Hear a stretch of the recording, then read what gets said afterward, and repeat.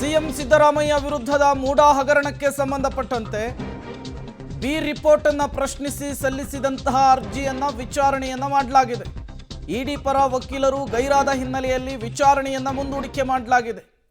ಇಡಿ ಅಧಿಕಾರಿಗಳು ಏನು ಕೊಡ್ತಾರೋ ನೋಡೋಣ, ನಮ್ಮ ಬಳಿ ಸಾಕ್ಷಿ ಇದೆ ಅಂತ ಹೇಳಿದ್ರು. ಆ ದಾಖಲೆಗಳನ್ನು ಪರಿಗಣಿಸಬೇಕೋ ಬೇಡವೋ ಅನ್ನೋದನ್ನ ಚರ್ಚಿಸೋಣ. ಕೋರ್ಟ್ ಎಲ್ಲವನ್ನೂ ಕೂಡ ನಿರ್ಧರಿಸುತ್ತೆ ಅಂಥೇಳಿ ನ್ಯಾಯಾಧೀಶರು ಹೇಳಿದ್ದಾರೆ. ಕೆಲ ಕಾಲ ವಿಚಾರಣೆಯನ್ನು ಕೂಡ ಮುಂದೂಡಿಕೆ ಮಾಡಿರುವಂತಹದ್ದು.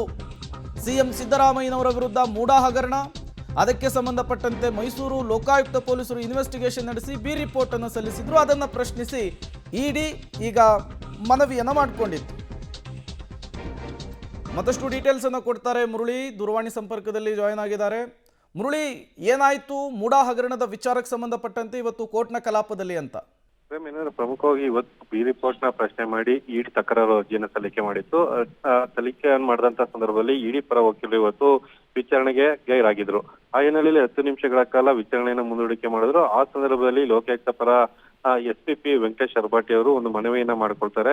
ಇಡಿ ಕೊಡುವಂತ ದಾಖಲಾತಿಗಳೇನಿದೆ ಆ ದಾಖಲಾತಿಗಳನ್ನ ಕೋರ್ಟ್ ಪರಿಗಣನೆಗೆ ತೆಗೆದುಕೊಳ್ಬಾರ್ದು ಅಂತ ಹೇಳಿ. ಯಾಕೆಂದ್ರೆ ಈ ಪ್ರಕರಣದ ತನಿಖೆ ಬೇರೆ, ಜೊತೆಗೆ ಇಡಿ ತಕರಾರನ್ನ ತೆಗೆದುಕೊಂಡು ಬಂದಿರುವಂತ ವಿಚಾರಗಳೇ ಬೇರೆ. ಆ ಹಿನ್ನೆಲೆಯಲ್ಲಿ ಈಗ ಕೊಡ್ತಾ ಇರುವಂತ ದಾಖಲೆಗಳೇನಿದೆ ಆ ದಾಖಲೆಗಳನ್ನ ಪರಿಗಣನೆಗೆ ತೆಗೆದುಕೊಳ್ಬಾರ್ದು ಮತ್ತು ಬಿ ರಿಪೋರ್ಟ್ ನ ವಿಚಾರಕ್ಕೆ ಸಂಬಂಧಪಟ್ಟಂತೆ ಅದು ಮಹತ್ವವನ್ನ ಪಡ್ಕೊಂಡಿಲ್ಲ ಅಂತ ಹೇಳಿ ಕೋರ್ಟ್ ನ ಗಮನಕ್ಕೆ ತರುವಂತ ಪ್ರಯತ್ನವನ್ನ ಮಾಡಿದ್ರು. ಪ್ರಯತ್ನವನ್ನ ಮಾಡಿದ ಸಂದರ್ಭದಲ್ಲಿ ನ್ಯಾಯಾಧೀಶರು ಹೇಳಿರುವಂತದ್ದು, ನೀವು ಪಾರ್ಟ್ ಆಫ್ ದಿ ಇನ್ವೆಸ್ಟಿಗೇಷನ್ ಆಗಿರುವಂತದ್ದು. ಆ ಹಿನ್ನೆಲೆಯಲ್ಲಿ ನೀವು ನಿಮ್ಮ ಇನ್ವೆಸ್ಟಿಗೇಷನ್ ಅನ್ನು ಮುಗಿಸಿ ಈಗಾಗಲೇ ರಿಪೋರ್ಟ್ ಅನ್ನ ಅಂತಿಮ ವರದಿಯನ್ನ ಕೋರ್ಟ್ಗೆ ಸಲ್ಲಿಕೆಯನ್ನ ಮಾಡಿದಿರಿ. ಆದ್ರೆ ಈ ಸಂದರ್ಭದಲ್ಲಿ ನೀವು ಅದನ್ನ ಕೊಡಬೇಕು ಕೊಡಬಾರ್ದು ಅನ್ನೋದ್ರ ಬಗ್ಗೆ ಯಾವುದೇ ರೀತಿಯ ಪ್ರಶ್ನೆಯನ್ನ ಎತ್ತಲಿಕ್ಕೆ ಅಧಿಕಾರ ಇಲ್ಲ.